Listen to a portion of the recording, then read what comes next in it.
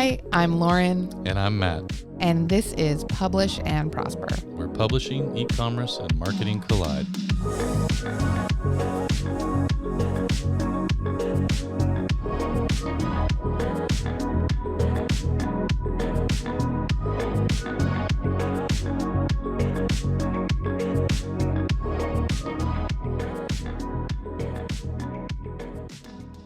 Welcome back, everybody, to a new year full of new episodes of Publish and Prosper. I'm here with my co-host Lauren, and it's good to be back after a nice holiday break. Hey, everyone. It's great to be back. It's a new year. Would you say it's a new you? If you're asking me and not the audience, I would say it's probably not a new me. No. I think that's very reasonable. There's probably some versions of me that I'd like to. No, let's not even go down that road. How was your holiday? It was great, actually. It was one of the first ones in a long time that I actually did just get to relax for a couple of weeks and not travel all over the place and overstuff it with too many plans and too many holiday activities.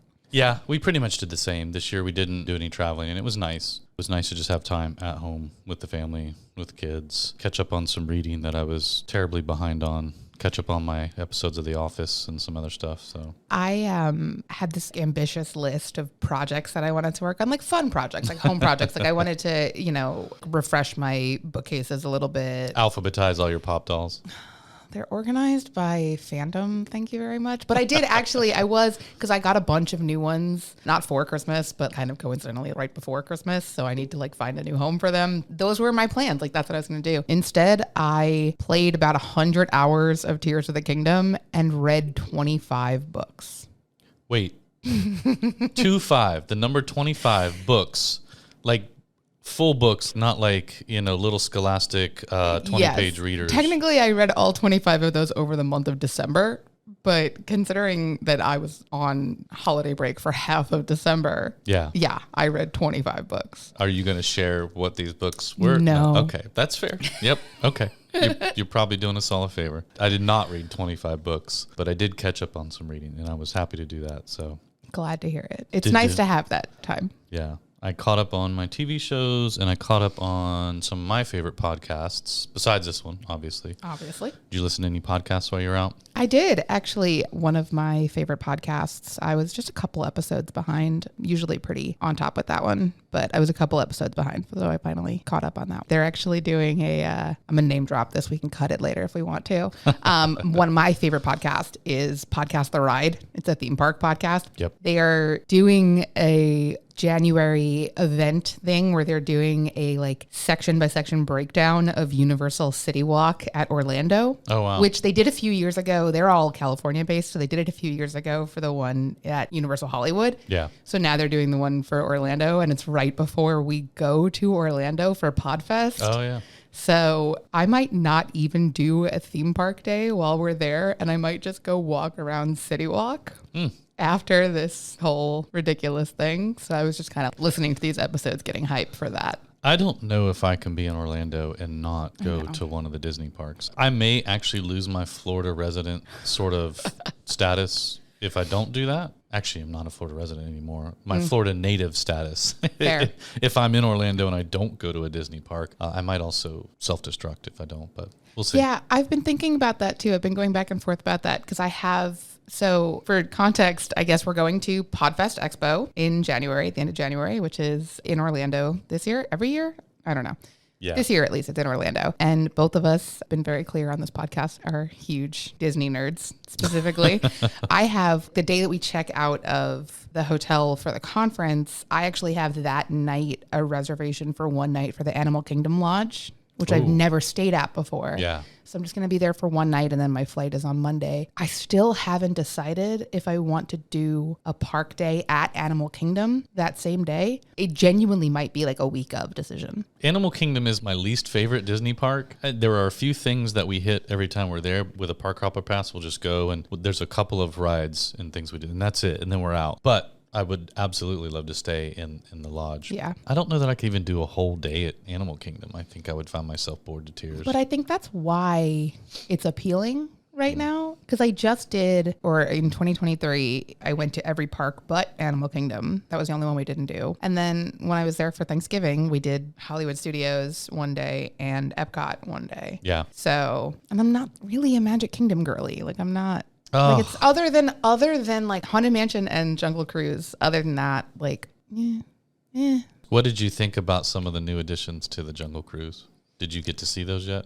I did. I think last time I was there, I saw them. Yeah, generally a fan. You know, I think it's important to like keep the classics, but put a little bit more life in them. Yeah. What I didn't know about the Jungle Cruise until I was there in 2021 was the first time I ever went by myself, and I just went for one day to Magic Kingdom. I was accidentally in the first boat that left for the day, like on Jungle Cruise. Like I walked straight on Jungle Cruise. Yeah.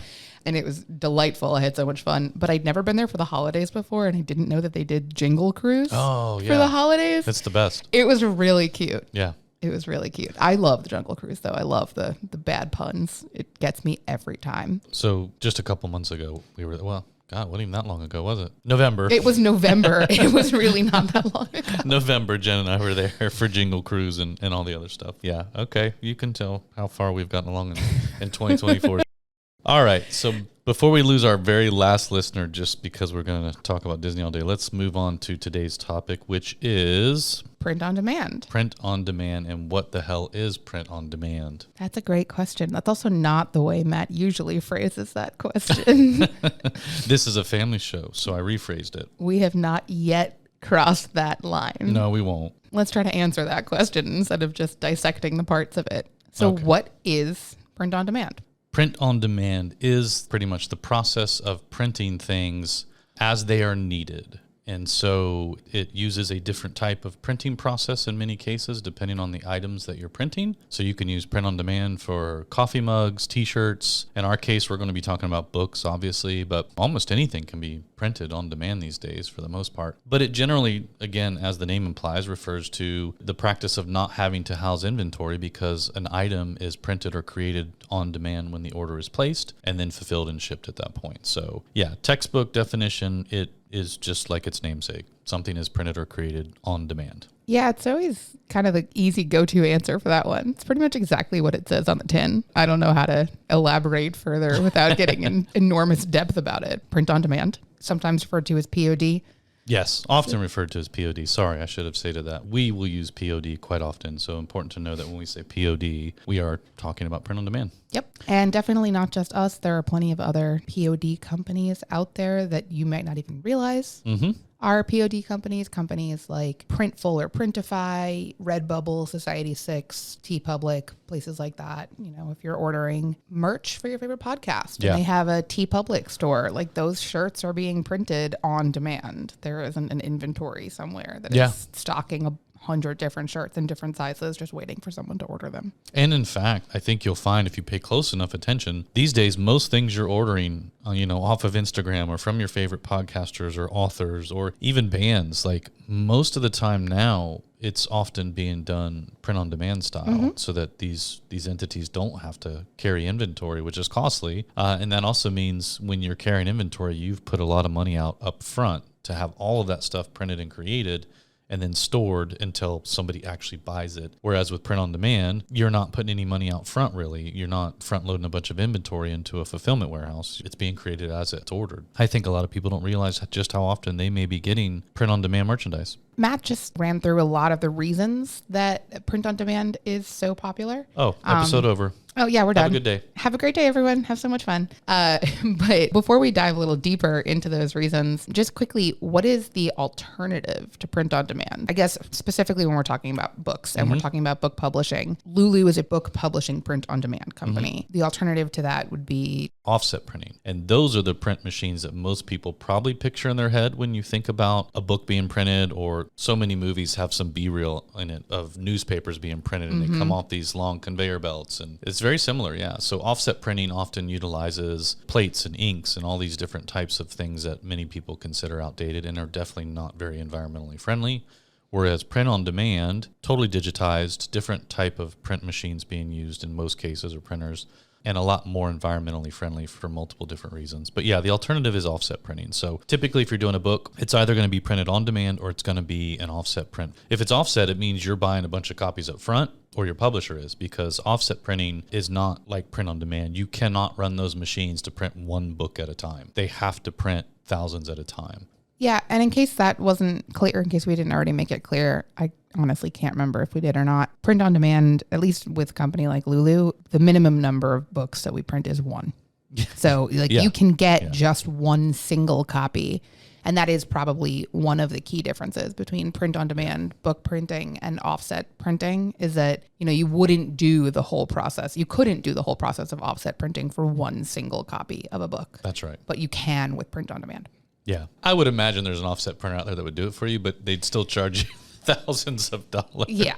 Yeah. I'm sure the process would be a lot for that one single copy of that book. So you're probably not getting it for a reasonable amount of money. Yeah, that's true. Before we get too much further into this topic, I think it's also important to note when you talk about print on demand and the differences between print on demand and offset printing. We touched on this briefly, but again, one of the biggest barriers to entry for a lot of authors and creators who want to write a book, especially if they don't have a traditional publisher, is money. So the idea of having your book printed at an offset printer, which most of them are overseas at this point, unfortunately. Again, you're talking about an outlay of thousands and thousands of dollars up front, and then the work goes into a queue and it gets printed and then it gets shipped over on a container ship from usually China. So there's a lot of time involved there too. But yeah, I just want to make sure people are very clear that if you're going the route of self-publishing and you're really trying to be conscious about the money you're spending up front, offset is generally not a good idea at all. You will get you will get a cheaper cost per book when you price out your book to be printed from an offset printer versus digital printing. The price is going to be cheaper from an offset printer, but again, it's because it's a different process and they're able to run 3,000 at once, and you're paying for all of it up front. So you are getting a little bit of a better deal per book. But by the time you factor in all of the shipping from overseas, the wait time, some of the other things you have to do, your per unit cost generally creeps back up to where a POD book would be anyway. Yeah, and I think that's an important argument to make, and one that we will make later in this episode, is that, when you're just looking at like the flat rate of what each copy of the book would cost when you're doing print on demand versus offset printing, if you're just comparing cost to print the book, there might be a difference there, and you might see the book cost less when you're doing offset printing, but you're not factoring in all the other things that would go into that are probably going to level up the costs, if not raise the cost of offset books. Yeah. Well, let's talk about them now. Okay, sure. Matt said, forget the outline. For those listening, there's a lot of care that goes into these outlines that Lauren creates that I promise I definitely read them, and I definitely go through and take very generous notes. But nonetheless, let's just jump right into some of the reasons why print on demand is a popular business model, especially these days. And honestly, print on demand in general, not just books, really took off around the time COVID hit us hard for lots of reasons, and we don't necessarily need to go into that right now, but it is a very popular business model these days. And one of those reasons, as we already started talking about, was how budget friendly it can be. When you do something print on demand, again, there's no fees really being put out up front for the most part, at least for the printing portion of that. When something is ordered, that's when it's paid for. So you do save some money there. When you're printing a huge bulk of something up front, like we talked about, there's always going to be a cost associated with that. And again, yes, it might mean your per unit cost, your per book cost come down a little bit from where it might be per unit with a print on demand provider. But at the end of the day, when you factor all your costs in, your time spent doing things, what you have to put out up front versus what you can pay on the back end later, and some of that other math, when you start adding those things up, in most cases, for most people, self-publishing with print on demand is usually the more budget-friendly and cost-conscious way to go. It also affects things like when you're dealing with time-sensitive products like date planners and calendars, an online course workbook that you need to modify or add new sections to, things like that. When you're utilizing offset printing, you don't have the luxury to just pop a new file in there and say, oh, you know what, from now on, this is the version that needs to be printed and shipped. No, because you're sitting with 5,000 copies already in your garage or at a fulfillment warehouse that need to be dispersed to everybody Right. or recycled. If it turns out that you need to make changes, if you're using print on demand, you literally can just swap out the file real quick before the next version is printed and everything's good to go. So Yeah, Matt. Oh, sorry. Go ahead. I was just going to say it saves you a bunch of money. Yeah, Matt also just pointed out a couple things that when we say that print on demand is more budget friendly, we're not just talking about the cost of the book. So he just said you're storing 5,000 copies of the book that you had offset printed in your garage. You got to store those books. When you order 10,000 copies of your book printed through offset printing, you've got to put those 10,000 copies somewhere. And if you can't conceptualize what 10,000 copies of a book looks like, it's a lot more than you think it is. I have wall-to-wall bookshelves that are full of books, and I have under 1,000 books. So 10,000 books is a pretty sizable amount of stuff. Well, it's pallets of books. Right. Well, yeah, but still, where are you going to store? I can't store a pallet of books on my 4th floor loft. Where are you going to put these things? If you have a garage, great, good. I hope you have somewhere else to put your car. And if everything you don't, else in your garage. And everything else in your garage. And if you don't, then you have to pay for some kind of storage option, whether that's just, something as simple as a storage unit somewhere or something as robust as a fulfillment center that's going to help you out by also helping you with the shipping and fulfillment, which, spoiler alert, you're also going to have to pay for. We're also talking about things when we say budget friendly, like the dated planners or calendars that Matt talked about. It's the new year. It's 2024. Any 2023 calendars that were dated, any planners or guided journals or anything like that were dated are now completely obsolete. So if you ordered 10,000 copies of your awesome planner for 2023 and you sold 8,000 copies, which is great, awesome, good for you. You sold 8,000 copies of it. Those other 2,000 copies now are just junk. You just have to eat the cost of those. Recycling. They're completely useless. Yeah. Yeah. You could line your bird cage with them.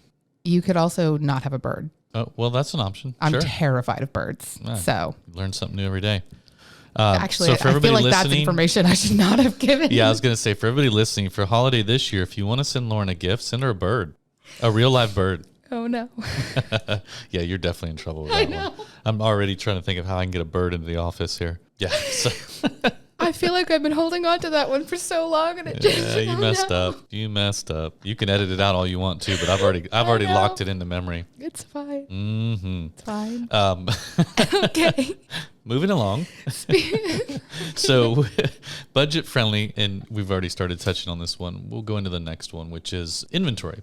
Right. Yes. So print on demand is great for obviously not having to carry a lot of inventory, as we've already talked about. You've got nowhere to put that for most people. You can't just store 3 pallets of books in your garage, or you can, but you're going to be displacing your car and everything else. Your mother-in-law is not going to let you put them in her garage for sure. Nope. You might have a nice neighbor that'll let you do it, but ultimately you're going to end up having to pay for somewhere to store those things, or a fulfillment warehouse where you could have your books delivered to them. And then every time you have an order come in, you send it to the fulfillment warehouse and they will pack and ship the book for you. But there's a fee associated with that. Obviously, you're paying to have your book stored there, and then you're paying each time they fulfill and ship one for you. So these costs add up.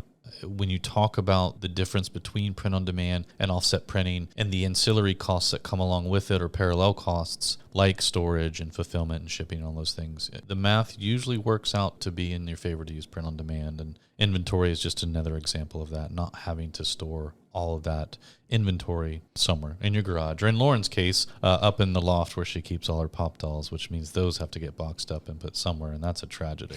There's simply no room for them anywhere else. Yeah. It's fine.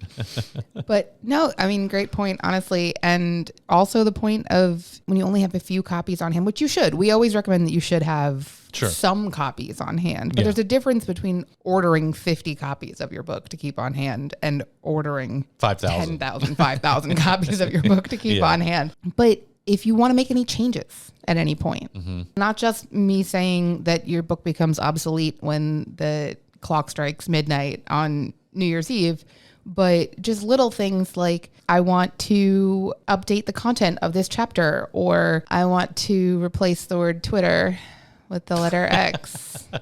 I'm going to find as many excuses as possible to sigh heavily about this. Although I'm getting further and further away from that pain. Yeah, I think the news cycle on that one's pretty much dead. Well, I mean, my personal interest in it is faded. So, as I think have most people's, and he just got a lower valuation on Twitter.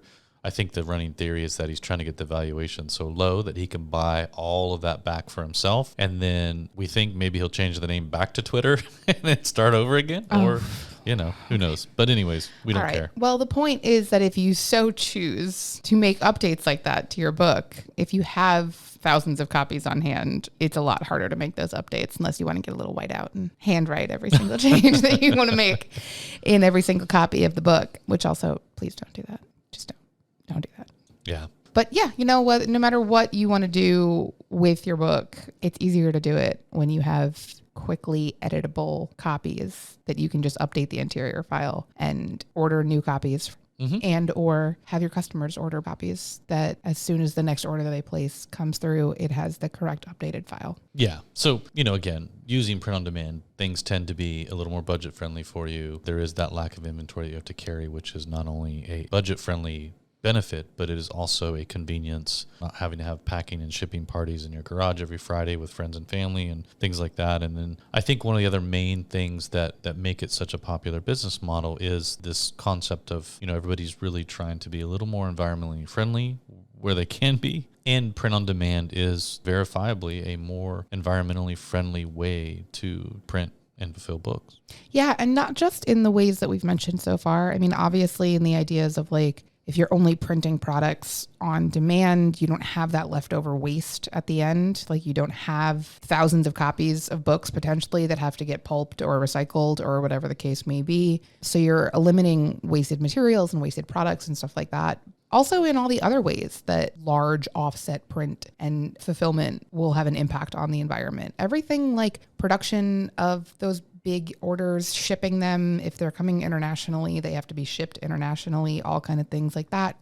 They have to be stored somewhere. That all has an environmental impact, and a larger one than a small order of books being distributed locally or within the country that it's printed in, which we do have a worldwide print network. So most of the time your orders are coming from, not local, but nationally. I think that's a pretty fair assessment. I think there are lots of other ways that print on demand contributes to a more environmentally friendly product and process, by the way. Lots of things that we never think about when our books are being printed, or even some of our other items that are done print on demand. But nonetheless, verifiably most places that utilize a print on demand process, digital printing of some sort, can provide you, upon request in most cases, a lot of the different things they do that contribute to a much better and much more sustainable carbon footprint. So, the types of inks they're using, just how much water they're saving by using a print on demand process versus some other process, all of those types of things. And again, I think when we talk about us as creators making conscious decisions to do certain things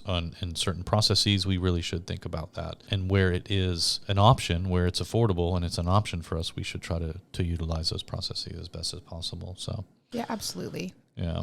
I think that as content entrepreneurs and small business owners and content creators and stuff like that, we've all kind of adopted that mindset of not shop small. Right. But if we have the option between buying from a big online company or buying from an independent creator, we're all going to choose, or most of us are going to choose the option that is supporting our peers. Yeah. I think this is a very similar mindset when it comes to making environmentally conscious and environmentally responsible choices when it comes to everything that we do as consumers lately. Yeah, I agree.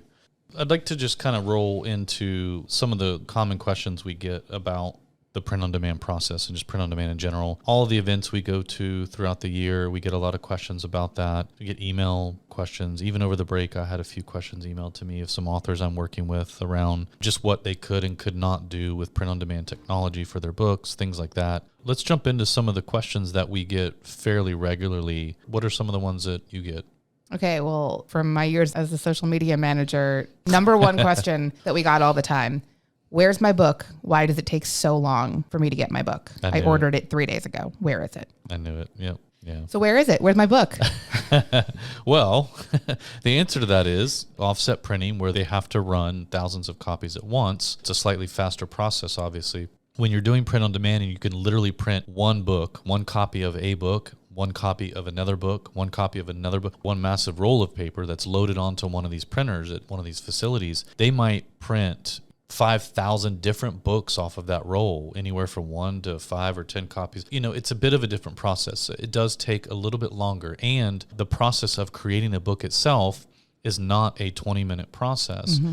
You have to create the book block, which is the interior file, like all the inside of your book. But then, you're attaching a cover, which has to be glued. There has to be sufficient drying time. If you've ever gotten a book, either in the mail or at a bookstore, and when you opened that book up and looked at the pages and they were really wavy, that's because that book didn't have sufficient drying time for the inks or the glue that's binding it. So there's a lot of work that goes into making a book, whether it's offset or print on demand. But print on demand does generally take a little bit longer.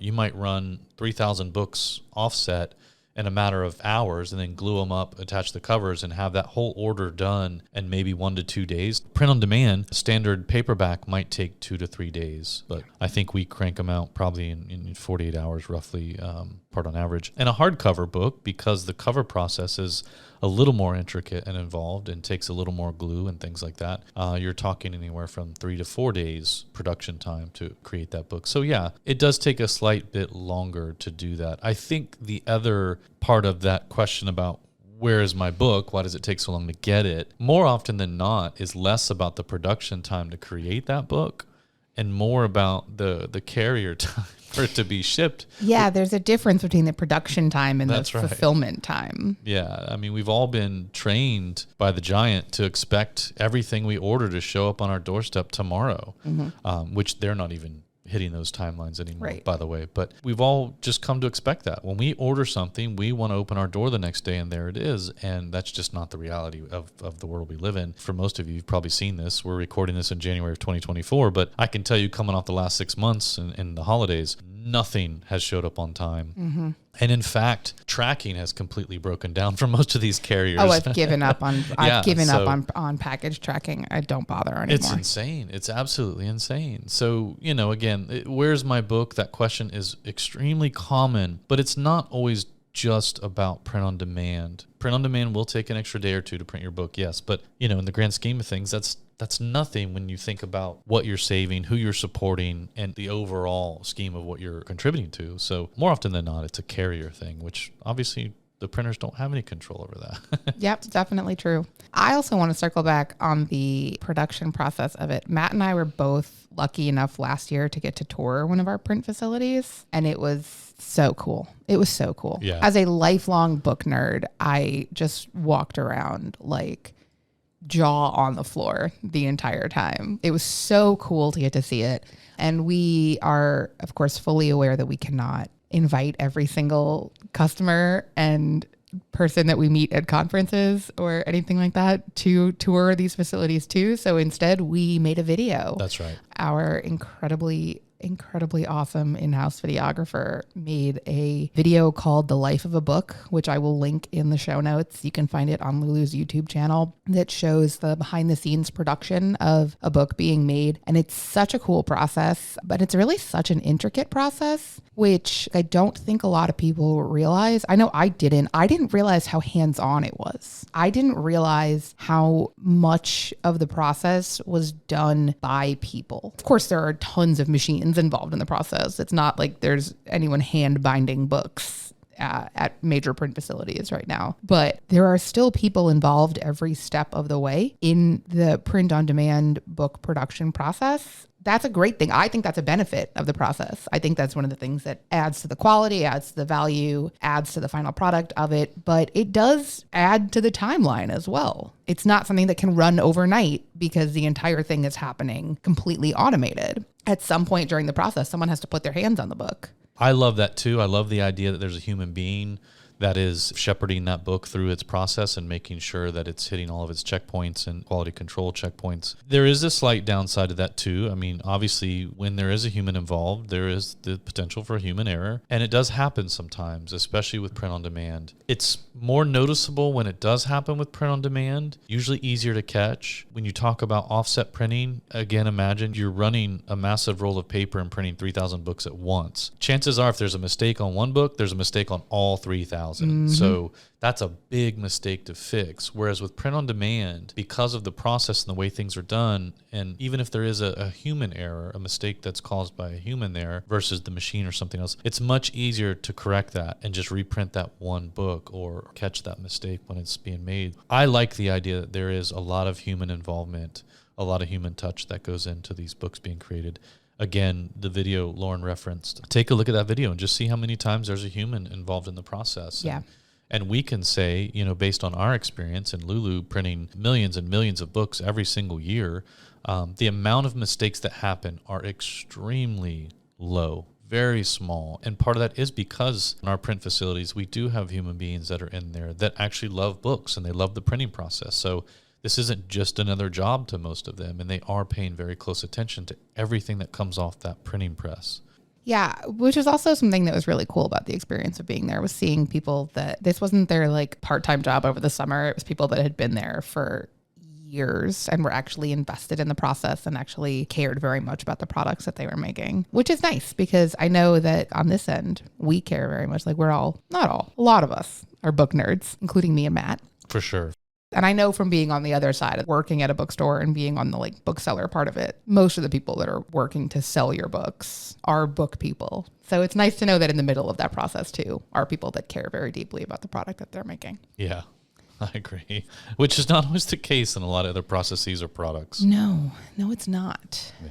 I guess that actually kind of leads us into one of the other questions that we get a lot, which we've just kind of already started to answer a little bit, which is, what is the quality of the product that comes out? How does it compare to the traditionally published books that I see if I walk into Barnes & Noble and I pick up a book that is published by Penguin Random House? Is a traditionally published book going to look better or worse or the same than a self-published book? That's a loaded question. Yes, it is. I would say 15 years ago, maybe even 10 years ago, if you looked at a bookshelf, there were two books there. One was offset printed from a traditional publisher. The other was print on demand, self-published, whatever. You probably could tell the difference for sure. And more than likely, the one that was printed on an offset printer would look a little better than the one on print on demand, sometimes a lot better. The technology, though, has evolved so much more rapidly over the last 10 years, especially in the last 5 years, for digital printing, for books specifically, versus the technology for offset printing, which has not evolved as quickly, and again is quite frankly just an outdated and archaic process. Now you would not be able to tell a difference, and if you did, more than likely the book that was printed on demand would look better than the one that's offset printed, not only because of the technology, but as time has gone on, the materials that offset printers are using have actually sort of gone backwards in terms of quality. So paper's getting a little thinner. And for those of you that shop at bookstores quite frequently, which a lot of us do, next time take a look. Oftentimes the paper that you're starting to see in these books is a lot thinner. You can start seeing through the pages a little bit more. The ink oftentimes is a lot fainter. They're using a little less ink or a different type of ink. There is a reversal of that quality spectrum that's been happening over the last 8 to 10 years. And I would say, at least for our books and everything we've seen come out of our print facilities, I would put one of our books up, full color, black and white, it doesn't matter, against any other book printed at any other, print shop for that matter. But I would definitely say that the quality of print-on-demand books is light years better now than it was 10 to 15 years ago. Yeah, actually, it's funny that you say that about the quality of the offset books and specifically with the paper. My friends and I were talking about this over the holiday break because we annotated books for each other for Christmas. And one of my friends and I read a lot of print-on-demand books. So the books that we had chosen for each other were print on demand. And then the books we chose for other friends were traditionally published books.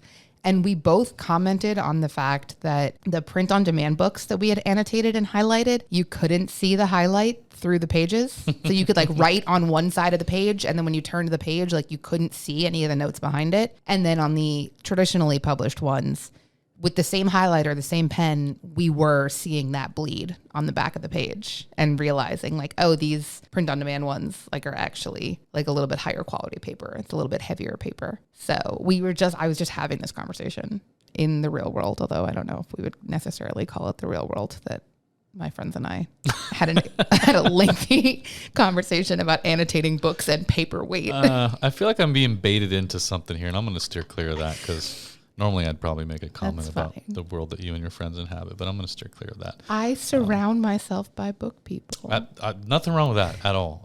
I completely co-sign and endorse on that. So It's great. But yes, the long and short of it is, yes, I do think that I agree with Matt, where the quality of the products that printers are using is at the very least on par, if not better than what a lot of the offset printers are using. It's a little bit of a loaded question. I'm not sure if this is where Matt was going with that or not, but it's a little bit of a loaded question in the sense that sometimes, yes, there are still very clear visual indicators that your book was self-published. yes, But that's more about author choice and user choice and right. not about the actual production quality and the materials used. If you want to dive deeper into that, I'll link a blog post that I wrote a few years ago that is essentially just me up on a soapbox screaming about 5 signs that your book was self-published because you chose to put your text facing the wrong way on the spine or something like that.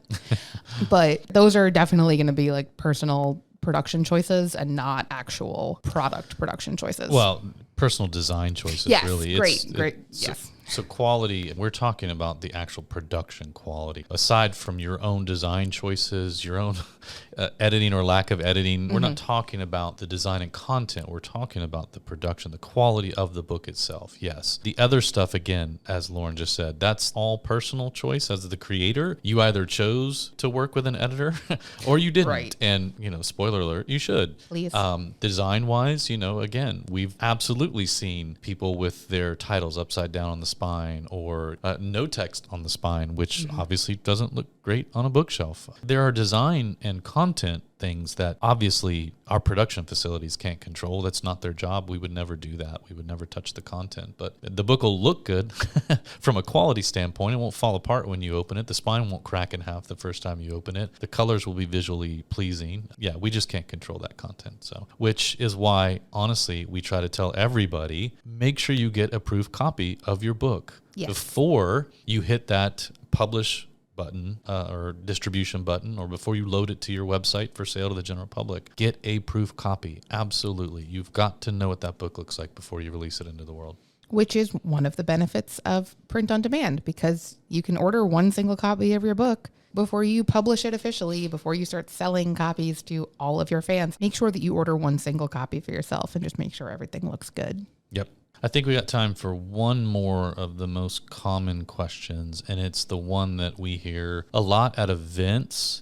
And I think there is some validity to this question, and oftentimes I think it's just that people haven't done enough of the homework yet, and that's okay too. Oftentimes they're in the process of that. But we often hear this question of, why is it more expensive to have my book done print on demand versus offset printing? And we've already touched on that a little bit. We've alluded to the difference in the price and why that might be. So we won't spend a lot of time on this particular question, but to really drive the point home, when you talk about the difference between offset printing and print on demand and the pricing that goes into that, most of that usually boils down to the difference between bulk production, i.e. offset printing, and then individual production, which is print on demand, and the costs that are associated with setting each of those up from a process standpoint. Again, with offset, you're setting up a roll of paper to print thousands of copies of one book so somebody can set that job up on the printer and walk away. Just let that thing run for however long it takes to do 3,000 copies. When you're talking about a print on demand process where you're doing a book of one, in many cases, thousands of times over for thousands of different titles, there has to be somebody there, quality control, checking every single one of those that comes off that line. And that's just one example. There's a lot of things that go into the production for print on demand that does, again, increase the cost a little bit. The important thing here is to understand that when you look at the cost of a book, you can't just look at the unit price of a book and compare it from offset to print on demand and then just go, okay, end of story, I'm going to use offset because it's $1.50 cheaper per book. You have to factor in those other things that come into play, like your time, the fulfillment of those books once you do receive them, who's going to pack and ship them every time you get an order. If you're talking about distribution, there's a cost associated with that. There are lots of other costs that come into play, and again, those things really start to add up when it's you on the hook for the 5,000 books that you just had delivered in your driveway, and you've got to figure out how to take care of all of those other things that go along with it, versus print on demand, where you can utilize something like Lulu Direct, where it's automatically fulfilled for you. We're printing it and shipping it right from the print facility to the person that ordered it from you. And that's cutting out all of those other inconveniences when it comes to time and costs associated. So you've got to look at the total cost for you as the creator when somebody orders or buys one of your books. Yeah, I think that's really the most important way to look at it. Yes, like Matt said, if you're just comparing the production cost of the book, there probably is going to be a difference. And he did explain the reasons why, which kind of makes sense if you think about it that way. But do almost like a line item breakdown of exactly what it's going to cost you to produce and fulfill an individual order. Everything from the cost of the book, yes, sure, but the cost of the packaging materials that you want to package your book in, and then the actual time and effort of packaging your book, the time and expense of taking all of those packages to some kind of distribution center, whether you're paying somebody